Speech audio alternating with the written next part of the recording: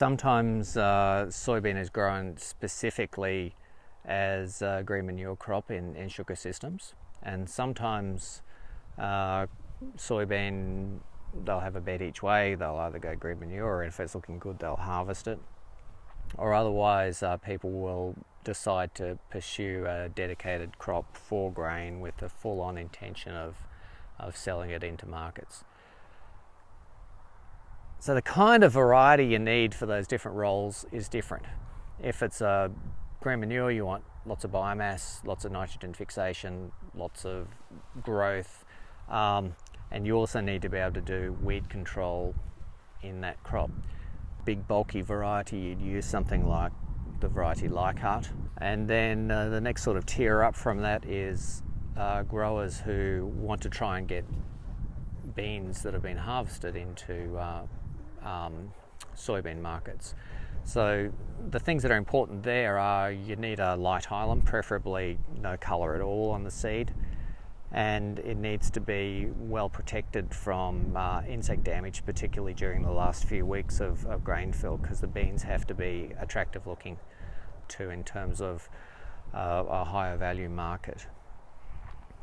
And then the next tier up is if you are actually chasing the very top end of the high value market, you want good quality beans and high protein content and protein of a type that goes into those better tofu markets, for example.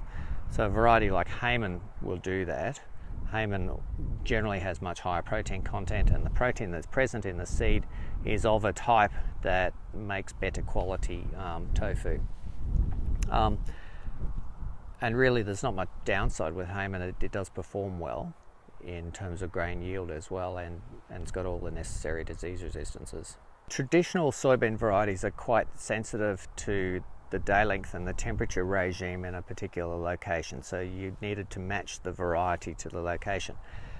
The breeding program has been targeting removal of that day length sensitivity in order to give varieties with much broader adaptation. So Hayman's a good example of that. It can be sown late season in North Coast New South Wales, and it can go all the way north to the Atherton Tablelands and the Burdekin, and particularly in the Burdekin it can be grown as both a wet season crop and as a dry season crop. Obviously it needs to be irrigated in the dry season. So it has that broad adaptation. Many of the older varieties are much more restricted in location that they're adapted to.